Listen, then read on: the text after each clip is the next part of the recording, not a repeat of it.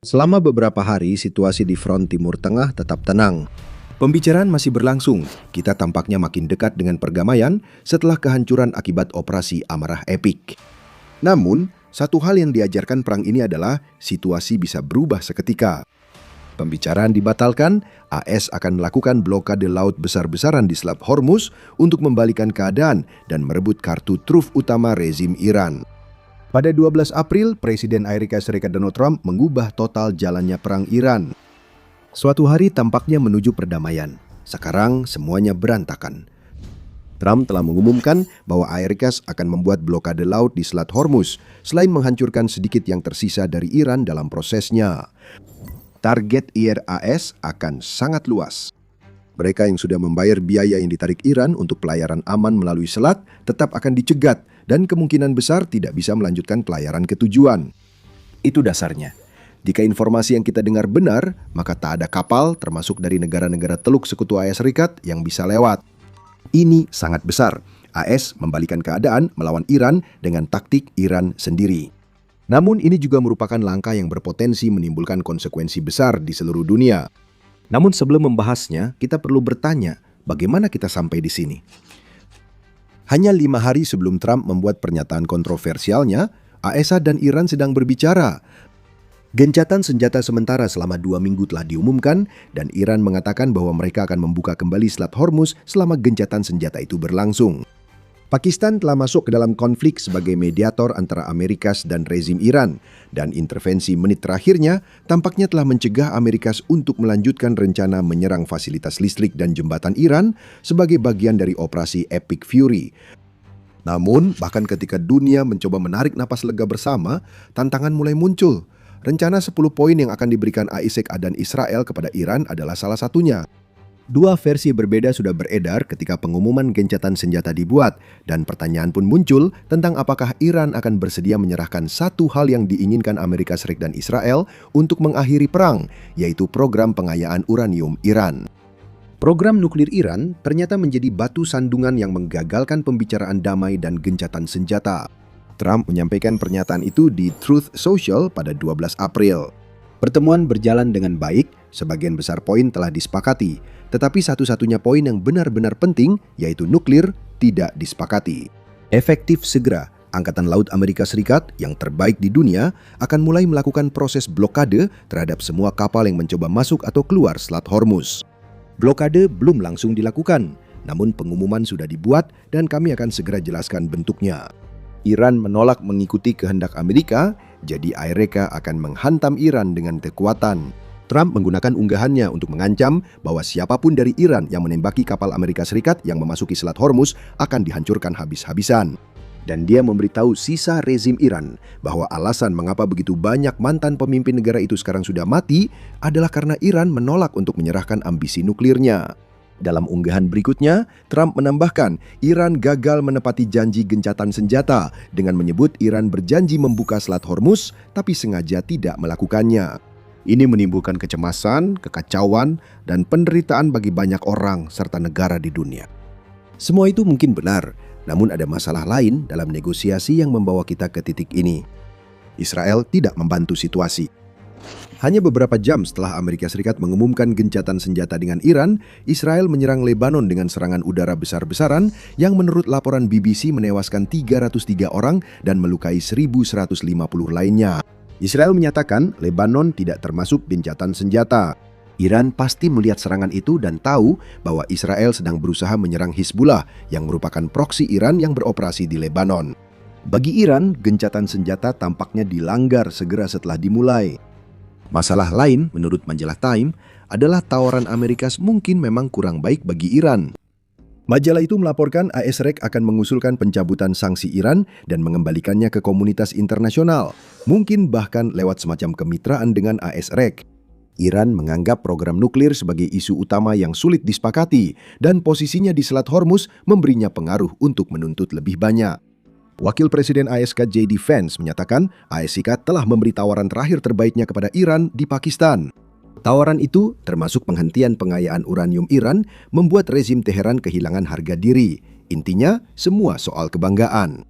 Iran tidak ingin dipermalukan dengan apa yang mereka anggap sebagai penyerahan total dengan melepaskan ambisi nuklirnya, dan Amerika Serikat tidak akan mundur sampai ambisi tersebut dihentikan. Jadi sekarang kondisinya seperti ini. Mengetahui bahwa Selat Hormuz adalah alat tawar-menawar terpenting bagi Iran, Amerika setelah melakukan langkah paling gila dengan membalikkan keadaan melalui blokade mereka sendiri di selat tersebut.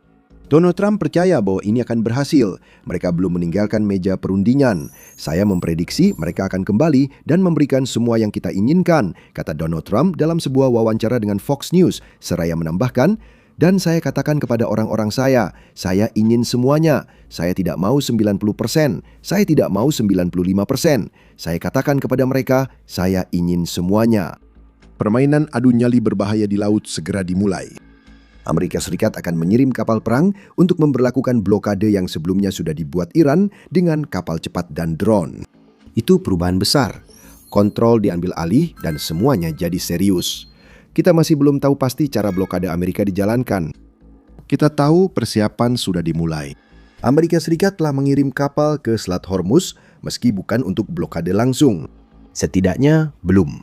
Kapal perang Amerika sedang melintasi selat itu dalam operasi penyapuan ranjau. Sepasang kapal perusahaan Amerika, USS Frank E. Peterson dan USS Michael Murphy, sedang berlayar melalui selat itu saat ini untuk mencari ranjau. Keduanya adalah kapal perusak rudal kelas Arleigh Burke dengan sistem radar Aegis canggih untuk mendeteksi dan menghadapi drone atau rudal Iran yang menyerang. Ada juga kemungkinan USS Santa Barbara dan USS Canberra akan dikerahkan karena keduanya membawa helikopter MH-60 yang dilengkapi dengan sistem deteksi ranjau laser udara ANAES-1 yang seharusnya mampu mendeteksi ranjau yang berada lebih dekat ke permukaan. Senkom AS kemungkinan juga membawa kapal lain untuk operasi pembersihan ranjau. Dalam laporan tanggal 12 April, Jerusalem Post mengklaim bahwa MH-60 yang dikerahkan Amerika Serikat mungkin juga membawa sistem netralisasi ranjau udara ANASK 235. Senjata ini menarik, dijatuhkan dalam tabung seukuran torpedo. Sistem sekali pakai ini bisa langsung dikirim Amerika Serikat ke ranjau apapun yang ditemukan. Mereka adalah drone permukaan sekali pakai yang bertugas melakukan serangan kamikaze terhadap ranjau Iran. Masalah Amerika pada tahap blokade ini ada dua. Iran diyakini memiliki 2.000 sampai 6.000 ranjau laut menurut Jerusalem Post, dan banyak yang bisa dipasang kapal kecil yang digunakan Iran untuk mengontrol Selat Hormuz. Kapal-kapal itu diduga telah menanam ratusan ranjau meski belum pasti. Ini menimbulkan masalah kedua. ISIS menyatakan Iran lupa lokasi ranjaunya. Jika Iran sendiri tidak tahu di mana ranjau-ranjau itu berada, tidak ada kemungkinan Amerika bisa mendapatkan informasinya tanpa operasi pencarian dan penghancuran besar-besaran. Operasi semacam itulah yang tampaknya sedang diluncurkan di selat saat ini. Dan prioritas Amerika tampaknya adalah menciptakan jalur-jalur aman yang bisa digunakan untuk mencapai pelabuhan-pelabuhan utama Iran. Itu yang kami ketahui sejauh ini. Trump mengatakan blokade Hormuz akan dimulai saat video ini diterbitkan.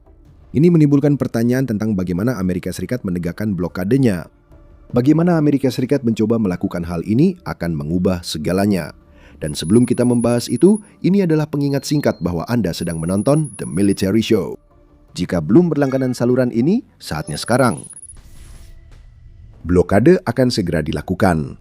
Pada 13 April, Trump mengumumkan di Truth Social bahwa Amerika akan memblokade kapal yang masuk atau keluar pelabuhan Iran pada 13 April pukul 10 pagi IT. Blokade itu sedang berlangsung sekarang. Tantangan utama Amerika Serikat bukan pada penemuan atau pembersihan ranjau Iran, tapi pada penegakan blokadenya yang mungkin paling sulit. Pertama, apa yang tampaknya ingin dilakukan Amerika Serikat? Kita mengetahui beberapa rencana Amerika. Semua kapal yang kedapatan telah membayar pungutan ilegal, sebutan Trump untuk biaya yang diminta Iran agar kapal bisa melintasi Selat Hormuz akan dicegat. Diduga, pencegatan akan dilakukan kapal perang di dekat pintu keluar selat itu. AS kemungkinan akan mengerahkan pesawat seperti helikopter Apache dan A-10 Warthog untuk terbang di atas selat guna mengawasi kapal-kapal komersial yang mencoba melintas. Sistem identifikasi otomatis AIS yang memancarkan sinyal radio untuk posisi kapal akan sangat berguna bagi ISIS di sini, asalkan kapal yang membayar tol ke Iran tetap menyalakan AIS mereka.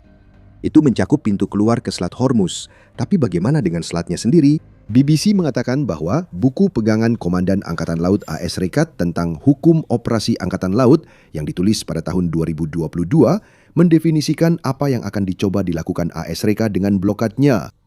Buku pegangan tersebut mendefinisikan blokade laut sebagai operasi perang untuk mencegah kapal dan atau pesawat dari semua negara, baik musuh maupun netral, memasuki atau keluar dari pelabuhan, lapangan udara atau wilayah pesisir tertentu yang dimiliki, diduduki atau berada di bawah kendali negara musuh. Kita bisa simpulkan, AS akan menargetkan banyak pelabuhan Iran di Selat Hormuz dan wilayah pesisir untuk peluncuran kapal kecil. Bandar Abbas di utara tikungan besar Selat Hormuz kemungkinan besar jadi target.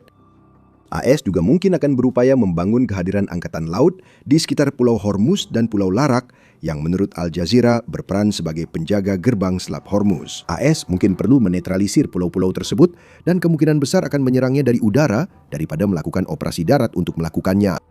Arsaluya yang merupakan pusat energi utama Iran dan pintu gerbang ke bagian ladang gas South Pass milik Iran juga kemungkinan besar akan menjadi target.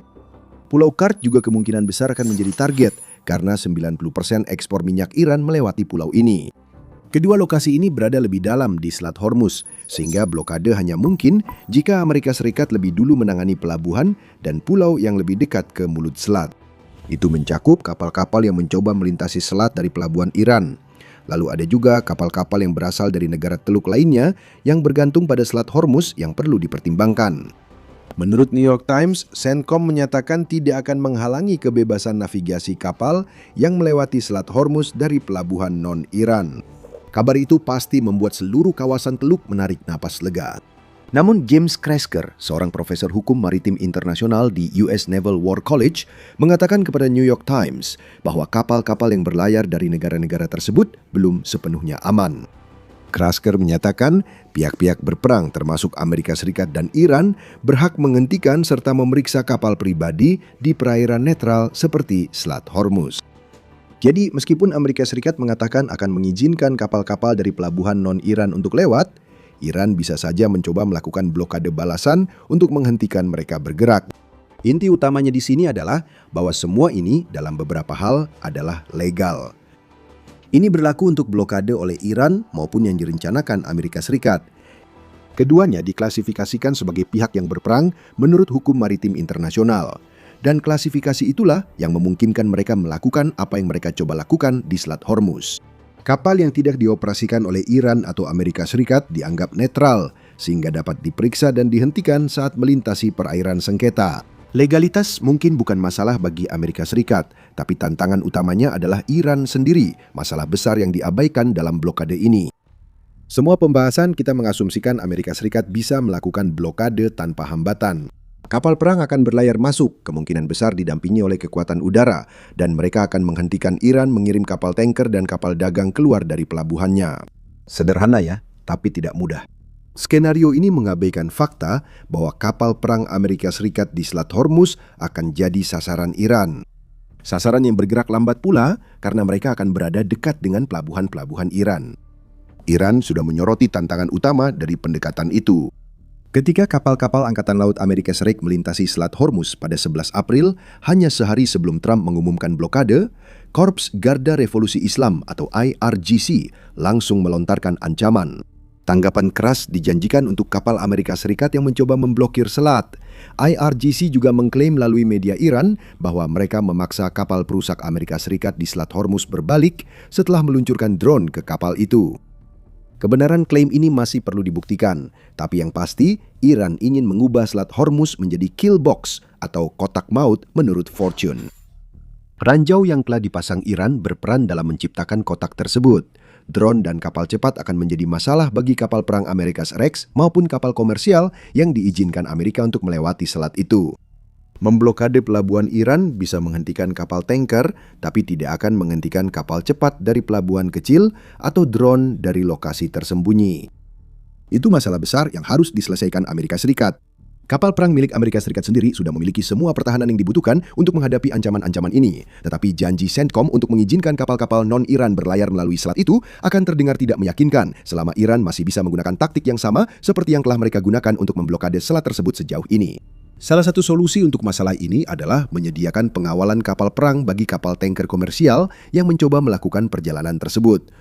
Namun, itu justru menciptakan masalah lain karena hal tersebut akan melemahkan blokade terhadap pelabuhan-pelabuhan Iran. Itu bahkan belum mempertimbangkan fakta bahwa rata-rata 138 kapal melintasi Selat Hormuz setiap hari sebelum operasi Epic Fury. Meski AS mulai mengawal, jumlah kapal yang harus dijaga tiap hari tetap sangat banyak. Sesuatu bisa saja terlewat dari pengawasan. Satu serangan Iran ke kapal komersial sudah cukup membuat kapal-kapal itu enggan berlayar lagi. Blokade AS tampak seperti perjudian jika mempertimbangkan faktor-faktor ini. Bagi AS, hasilnya mungkin sepadan dengan risiko. Menghentikan kapal Iran adalah prioritas Amerika, bahkan melebihi keamanan kapal non-Iran. Jika AS melakukannya cukup lama, mereka yakin bisa menghilangkan pengaruh Iran dan memaksa Iran melepaskan kendali atas Selat Hormuz. Bagaimana caranya? Saat kapal tanker dan kapal dagang Iran berhenti berlayar, ekonomi Iran terganggu.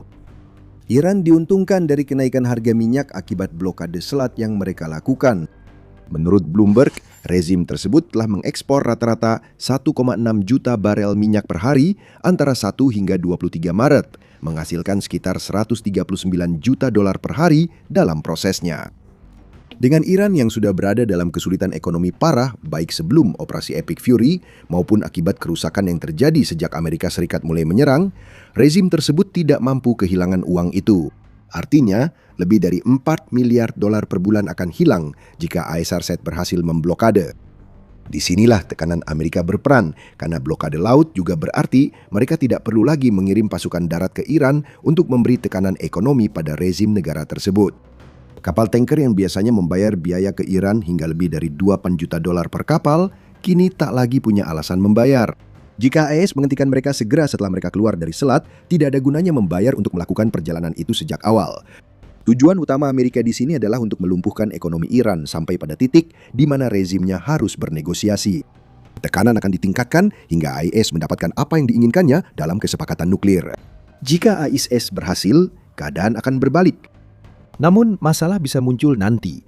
Blokade Selat Hormuz oleh Amerika Serikat tetap merupakan blokade dan dampaknya mulai terlihat. Harga minyak melonjak melewati 103 dolar per barel segera setelah pengumuman Trump. CNBC menambahkan bahwa Tiongkok dan India, yang keduanya merupakan pembeli utama minyak yang melewati Selat Hormuz, akan terpukul akibat dampak lanjutan dari blokade Amerika Serikat. Apa yang disebut AS sebagai taktik negosiasi bisa berubah menjadi tantangan hukum dan pertikaian, khususnya saat menghadapi rezim ideologis seperti Iran, di mana tekanan ekonomi biasa mungkin tak cukup membuatnya mundur. Partisipasi pihak lain di komunitas internasional juga dipertanyakan. Donald Trump telah mengklaim bahwa AS akan memiliki mitra internasional yang membantu dalam blokade tersebut, meskipun ia belum menyebutkan siapa saja mitra tersebut. Inggris telah mengumumkan bahwa mereka tidak akan menjadi salah satu dari mitra tersebut, jadi setidaknya ada satu negara yang tidak ikut serta. Banyak hal masih belum pasti, tapi kita akan segera tahu rencana AS untuk blokadenya. Mungkin saja Ukraina menjadi sekutu tak terduga dalam hal ini. Ukraina tidak akan mengirim kapal untuk membantu Amerikas. Ukraina tidak bisa, negara itu nyaris tidak punya angkatan laut dan kapal-kapal yang dimilikinya sedang terlibat dalam perang dengan Rusia. Namun Ukraina memiliki keahlian drone yang dapat menguntungkan Amerika Serikat dalam menghadapi respons Iran terhadap blokade Amerika. Ukraina telah membagikan keahlian itu ke negara-negara Teluk dan kamu bisa mengetahuinya lewat video kami. Jika kamu suka video ini, jangan lupa berlangganan The Military Show untuk analisis lain soal Selat Hormuz. Terima kasih sudah menonton.